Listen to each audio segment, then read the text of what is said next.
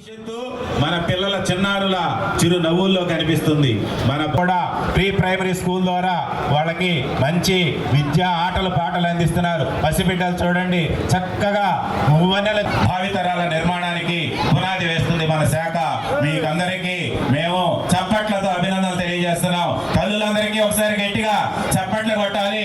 ఆంధ్రప్రదేశ్లోని నెల్లూరుకి పసిబిడ్డలకి విశేష సేవలు అందిస్తున్న మీకు హృదయపూర్వకంగా అభినందనలు తెలియజేస్తున్నాం. తర్వాత వస్తోంది రాష్ట్ర పంచాయతీరాజ్ మరియు గ్రామీణ పైప్ లైన్లు, ప్రతి ఇంటికి మంచినీటి కుళాయిల సదుపాయంతో పాటు ఇంటింటికి మరుగుదొడ్లు, గ్రామీణ నీటి సరఫరా శాఖలు సంయుక్తంగా వాడవాడల నీటిని అందిస్తూ తాగునీటిని అందిస్తూ కేవలం తాగునీడే కాదు, సురక్షిత పక్కా గృహాలను పల్లెటూర్లలో సిమెంట్ రోడ్లను ఏర్పాటు చేస్తూ ప్రకృతి వైపర్యాలు తట్టుకునే విధంగా పక్కా పంచాయతీరాజ్ శాఖ వారి శకటం. అదిగో వస్తోంది విద్యాశాఖ సమగ్ర శిక్షా శకటం. విద్యాభివృద్ధికి ప్రత్యేకగా భావి తరాల భవిష్యత్తుకు బాటలు వేస్తూ శ్రీ పొట్టి శ్రీరాములు నెల్లూరు జిల్లా పాఠశాల విద్యాశాఖ సమగ్ర శిక్షా శకటం వస్తోంది.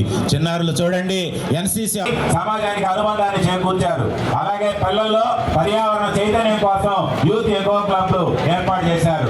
అలాగే డొక్కా సీతమ్మ మధ్యాహ్నం భోజనం ద్వారా మంచి చక్కటి ఆరోగ్యకరమైన భోజనాన్ని ఇది వరకు చెట్టు కింద మార్చారు అని చెప్పడంలో అతిశయోక్తి లేనే లేదు. 45 భారీ పరిశ్రమలు 5,478 కోట్లతో 9,429 మందికి ఉపాధి కల్పనతో కార్యక్రమాలు నిర్వహిస్తూ ఉన్నాయి. 31,000 ఎంఎస్ఎంఈ యూనిట్లు సుమారు 2 లక్షల మందికి ఉపాధి కల్పిస్తున్నాయి. జిల్లాలో సాలిడ్ వేస్ట్ మేనేజ్మెంట్ ప్లాంట్ ద్వారా మన ముందుకు వస్తుంది.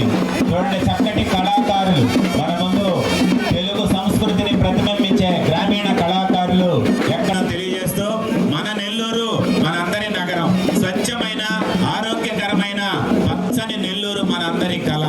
నెల్లూరు నగరంలో ప్రతిరోజు సుమతంలో నిర్వహించేందుకు integrated solid waste management plant లో ప్రాసెసింగ్ జరుగుతూ ఉంది.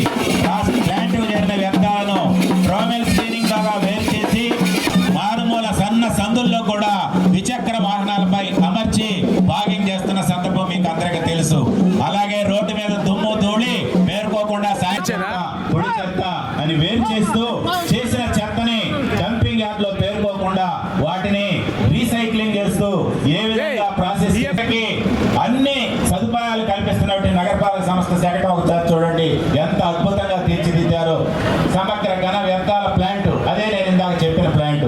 ఆ ప్లాంట్ స్వచ్ఛాంధ్ర లక్ష్యంగా మన ముందుకు వస్తోంది పురపాలక శాఖ వారి శకటం. స్వర్ణాంధ్ర స్వచ్ఛాంధ్ర. ఎక్కడైతే పరిశుభ్రత పరడ వెళుతుందో అక్కడే ప్రగతి ఉంటుంది అని, ఆరోగ్యం ఉంటుంది అని కోట్ల రూపాయలను వారికి అందించడం జరిగింది. జాయింట్ యాక్షన్ టాస్క్ ఫోర్స్ రాయితీపై డీప్ సీ షిప్పింగ్ బోట్లు కూడా వీరికి మంజూరు చేయడం జరిగింది. అందులో కృత్రిమ ఆవాసాల ఏర్పాటు కూడా చేసి రోడ్డు సదుపాయం కల్పించి ఎక్కడికి ఏ ఊరికి వెళ్ళాలన్నా కూడా కిలోమీటర్లు తిప్పుతూ 1,60,000 మంది ప్రయాణికుల్ని సురక్షితంగా వాళ్ళ గమ్యస్థానాలు చేరుస్తున్నారు. ఆ సంస్థలో పనిచేస్తూ అకాల మరణం చెందినటువంటి ఆనందంగా తిరిగి వస్తున్నారు. చిన్న చిన్న వ్యాపారాలు చేసుకునే వాళ్ళు, కూరగాయలు అమ్ముకునే వాళ్ళు, పాఠశాలకు కాలేజీకి వెళ్లే విద్యార్థులు ఎవరి అభినందనలు తెలియజేస్తున్నాం. తర్వాత వస్తోంది విద్యుత్ శాఖ. 1.38 లక్షల ఎస్సీ/ఎస్టీ వినియోగదారులకు అగ్నిమాపక సేవల శాఖ మన ముందుకు వస్తుంది. చూడండి ఆ సౌండ్ వింటేనే మనందరం ఒక్కసారి అలర్ట్ అవుతాం. ఎక్కడో మన ముందుకి అగ్నిమాపక సేవ వాళ్ళు ముందుకు వస్తున్నారు. కాపాడడానికి ముందుండి సేవ చేసే వాళ్ళే అగ్నిమాపక సేవ సిబ్బంది. గౌరవనీయులైన ఆంధ్రప్రదేశ్ రాష్ట్ర ముఖ్యమంత్రి వర్యులు ఐటీ భద్రతా విధులు అత్యవసర పరిస్థితుల్లో